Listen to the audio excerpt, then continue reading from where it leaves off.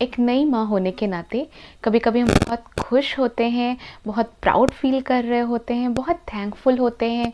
तो कभी कभी हम बहुत ज़्यादा इरिटेटिंग फील करते हैं, बहुत ज़्यादा चिल्ला रहे होते हैं, बहुत ज़्यादा स्ट्रेस में होते हैं। और कभी कभी हम बहुत ज़्यादा गिल्ट फील कर रहे होते हैं, बहुत ज़्यादा पछता रहे होते हैं कि हम अपने बच्चों के ऊपर क्यों चिल्लाए। और जैसे जैसे दिन बीतता जाता है ये साइकिल और ज़्यादा फ्रिक्वेंट होने लगती है। एक happy and thankful mummy sad और इरिटेबल मदर में बदलने लगती है। कई बार हम बहुत ज़्यादा टूट जाते हैं। हमें समझ में नहीं आता कि कभी कभी हमारा बिहेवियर अपने ही बच्चे के लिए इतना रूड क्यों और कैसे हो जाता है। और ऐसी कंडीशन में हम खुद को एक टोटल फेल्योर मम्मी समझने लगते हैं।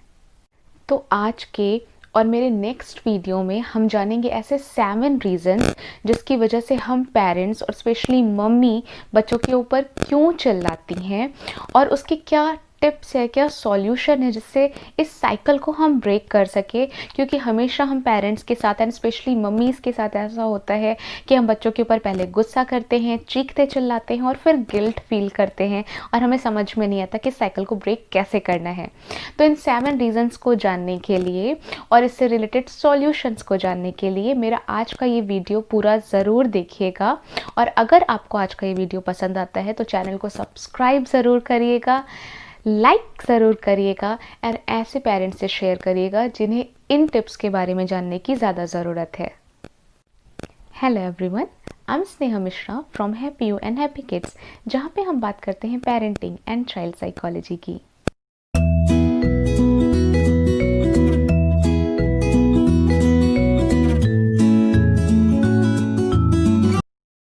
So the very first thing is कि हम मम्मीज़ स्पेशली हम गुड मदर्स बच्चे के ऊपर चिल्लाती क्यों हैं। तो अगर आप जान जाएंगे कि वो कौन से ट्रिगर पॉइंट हैं जिसकी वजह से आप बहुत ज़्यादा इरिटेशन फील करती हैं, बच्चे के ऊपर गुस्सा करती हैं या चीखती चिल्लाती हैं, देन ऑफ कोर्स ये इस पज़ल को सॉल्व करने का एक पार्ट होगा, बट ये आपकी हेल्प बहुत ज़्यादा करेगा। तो अगर आप ये जान जाएंगे कि आप बच्चे के ऊपर गुस्सा क्यों करते हैं, उसके क्या रीज़न है, क्यों चीखते चिल्लाते हैं, तो आप बेटर वे में अपने एंगर को भी मैनेज कर पाएंगे। और इस तरीके से आपके बच्चे के बिहेवियर में भी आपको पॉजिटिव रिजल्ट्स देखने को मिलेंगे।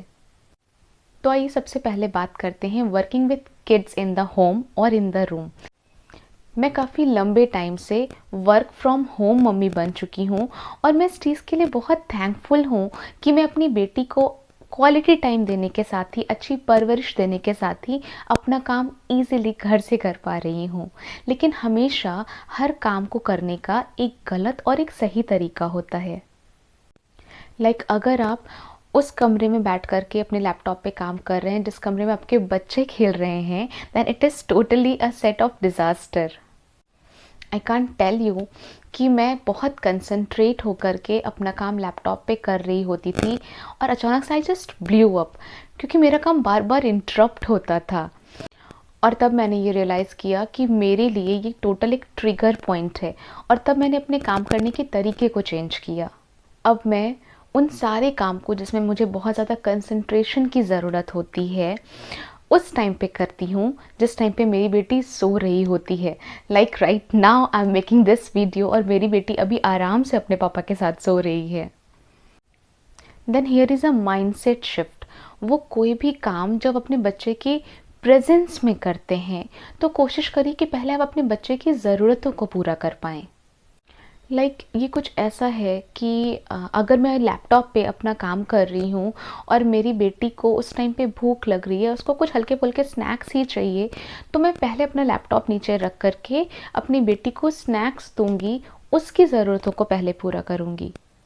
या फिर आपके बच्चे अगर आपस में लड़ रहे हैं तो कुछ टाइम के लिए अपने उस कंसंट्रेशन वाले काम को रोक करके पहले उनके उस इशू को सॉल्व करिए, उनको शांत करिए और फिर उनसे रिक्वेस्ट करिए, उन्हें समझाइए कि मम्मी अभी कुछ इम्पोर्टेंट काम कर रही है, और फिर अपने काम को शुरू करिए।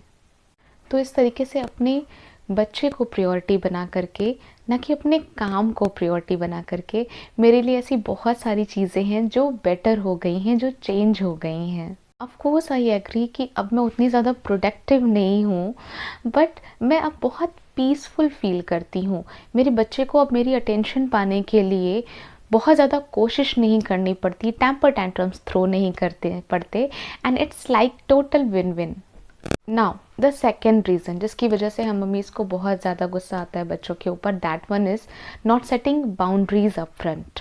इसका दूसरा रीज़न जिसकी वजह से हम माएँ बच्चों के ऊपर चिल्लाती हैं कि जब तक कि हम चिल्लाते नहीं हमारे बच्चे हमारी बात नहीं सुनते, बट इस साइकिल को ब्रेक करने की ज़रूरत है।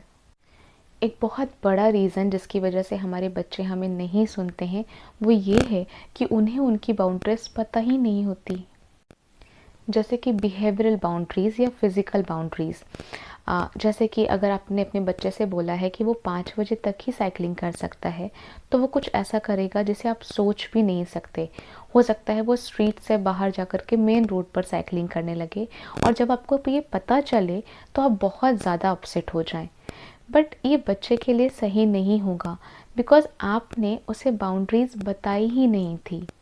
बच्चे को उसकी बाउंड्री लाइन पता ही नहीं, जैसे कि उसको आपने ये नहीं बोला था कि वो स्ट्रीट के बाहर जा कर के साइकिलिंग नहीं करेगा। इसका मतलब ये नहीं है कि वो अपनी बाउंड्री लाइन को टेस्ट नहीं करेगा।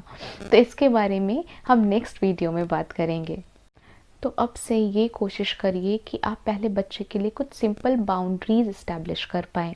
जैसे कि गेम से रिलेटेड ही हम बात कर लेते हैं। अगर बच्चा गेम खेल रहा है और वो हर तरफ एक मेस फैला के रखता है, तो आप बच्चे को ये समझा सकते हैं कि पहले हम एक गेम जो हम खेल रहे थे उसको क्लीन अप करेंगे, उससे सारे रिलेटेड टॉयज़ को हटाएँगे और फिर हम दूसरे गेम को ओपन करेंगे। इस तरीके से हम बच्चों के ऊपर चीखने चिल्लाने से बच पाएंगे। एक ऐसा दिन जब हम बहुत ज़्यादा एग्जॉस्टेड फील कर रहे हों, बहुत ज़्यादा थके हुए हों, और जब हम बच्चे के प्ले रूम में इंटर करें तो फ्लोर पे हर तरफ गेम फैला हुआ हो, तो ऐसे सिनेरियो से बच पाएंगे। इस तरीके से ऐसी बहुत सारी फिज़िकल और बिहेवियरल बाउंड्रीज़ है जब अपने बच्चे के लिए बना सकते हैं। उस सिचुएशन में एंटर करने से पहले आप बच्चे को एक बार रिमाइंड करवा सकते हैं और बच्चे के ऊपर चीखने चिल्लाने से, गुस्सा करने से बच सकते हैं। तो ये सारे टिप्स आपको कैसे लगे? ये सारे टिप्स आपके लिए यूज़फुल हैं कि नहीं, मुझे प्लीज़ टाइप करके बताइएगा ज़रूर। अगर आपको आज का ये वीडियो पसंद आता है तो इसे लाइक करिए, शेयर करिए, बेल आइकन पे हिट ज़रूर करिए और मेरे नेक्स्ट वीडियो को देखना बिल्कुल भी मत भूलिए।